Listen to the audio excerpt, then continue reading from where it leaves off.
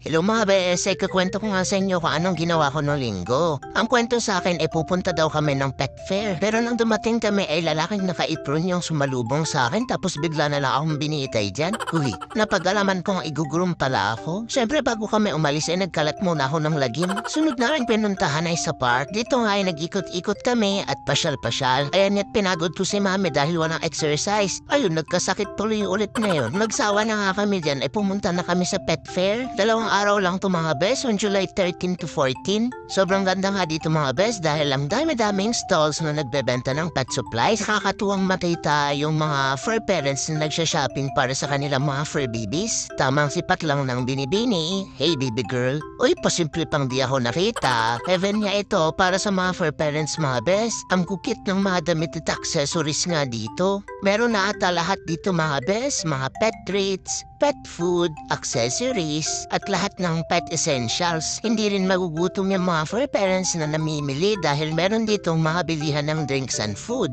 Meron ding tables and chairs sa gilid at meron ding nakanta mga bes. Naghanap kami ng gamit na wala pa ako at nung paglalakad-lakad namin ay nakakita kami ng hat. Ang gusto ni mami ay medium pero sabi nung tendera at ni daddy ay small na lang daw. So yung small na lang yung binili namin. Dami nang na-target lock ni mami ko na gusto niyang kainin kaya naghanap na kami ng table and chairs. Nung nakahanap na kami ng mauupuan ay umaura-aura muna ako.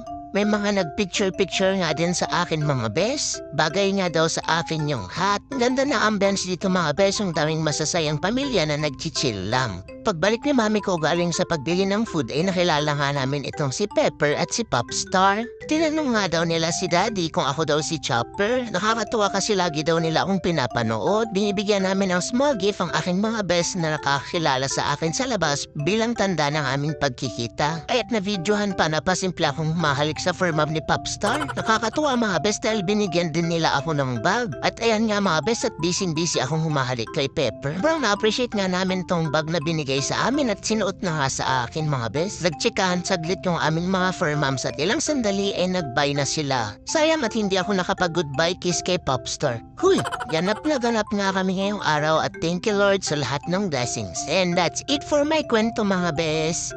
Ingat kayo lagi and spread positivity.